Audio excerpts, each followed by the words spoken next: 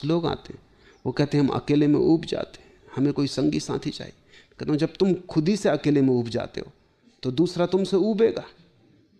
जब तुम खुद भी अपने साथ रहने को राजी नहीं तो कौन तुम्हारे साथ रहने को राजी होगा?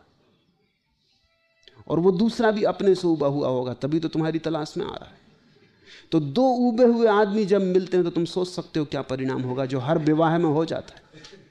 पति पत्नी ऐसे ऊब के बैठे रहते हैं।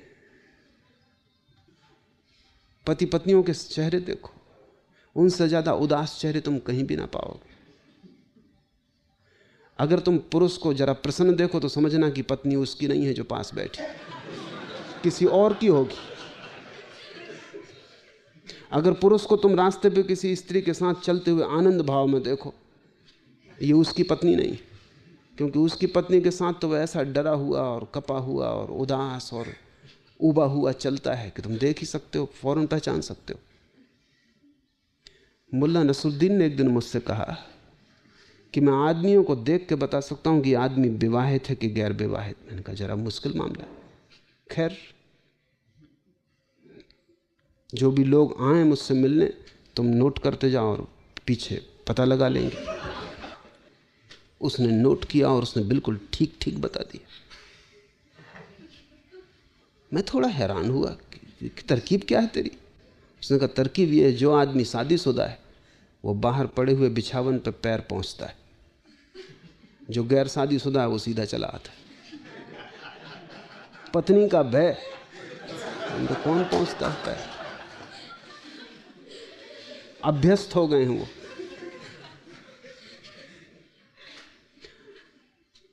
जीवन तुम्हारे भीतर से बाहर की तरफ जाएगा, बाहर से भीतर की तरफ नहीं आता। तुमने अगर अपने को प्रेम किया है तो तुम पाओगे बहुत लोग तुम्हें प्रेम करेंगे। तुम अगर अपने को प्रेम करने में समर्थ हो गए तो तुम पाओगे अनंत अनंत प्राणों से तुम्हारी तरफ प्रेम की धारा बहनी शुरू हो जाती। तुमने अगर अपने को प्रेम न कर पाए, जो कि तुम्हारे साधुओं की शिक्षा के कारण असंभव हो गया है, तो तुम्हें कोई भी प्रेम न कर सकेगा। मेरे हिसाब में अगर तुमने अपने को प्रेम किया तो तुम पाओगे अनंत लोग तुम्हें प्रेम करते हैं, और ये प्रेम बढ़ता जाता है, बढ़ता जाता है। एक दिन अचानक तुम पाते हो कि परमात्मा का प्रेम भी तुम पे बरसा। तुम योग्य होते जाते हो, तुम इतने योग्य होते जाते हो, तुम अपने आप में इतने पूरे होते जाते हो कि वही प्रेम की पूर्णता एक दिन तुम्हारे ऊपर परमात्मा की वर्षा बनेगी। परमात्मा को खोजने तुम जाओगे कहां? उसका कोई पता ठिकाना नहीं। सच तो यह है कि परमात्मा तक कोई आदमी कभी नहीं पहुंचता। जब भी घटना घटती परमात्मा आदमी तक आता है, इसके अतिरिक्त रास्ता भी नहीं है। जिस दिन तुम योग्य हो और तुम अपने प्रेम से इतने परिपूर्ण हो और तुम इतने तृप्त हो अपने प्रेम से, तुम्हारे जीवन में कोई शिकायत नहीं है, कोई भिक्षा की इच्छा नहीं रही। अब तुम सम्राट हो गए हो, तुम आनंदित हो, जो तुम्हें मिला है बहुत है। ऐसी भाव दशा में अचानक एक दिन द्वार पे दस्तक पड़ती, परमात्मा द्वार पर खड़ा है। अपने को प्रेम करो। अब तब बड़ी कठिनाई होगी। जैसे जैसे तुम अपने को प्रेम करोगे तुम अपने को बदलने भी लगोगे, क्योंकि प्रेम के योग्य भी तो बनाना होगा। एक बार तुम्हें यह ख्याल आ जाएगा अपने को प्रेम करना है तो तुम्हें बहुत सी क्षुद्रताएं दिखाई पड़ने लगेंगी जो कि प्रेम ना करने देंगी। उन क्षुद्रताओं को तुम्हें छोड़ देना होगा, वो तुम्हारी समझ से छूट जाएंगी। अगर तुम्हें अपने को प्रेम करना है तो प्रेम पात्र के योग्य भी तो बनना होगा। तब तुम पाओगे कि बहुत सी क्षुद्रताएं असंभव हो गई, क्योंकि कैसे तुम कर सकते हो वे क्षुद्रताएं? अगर करोगे तो निंदा शुरू हो जाती।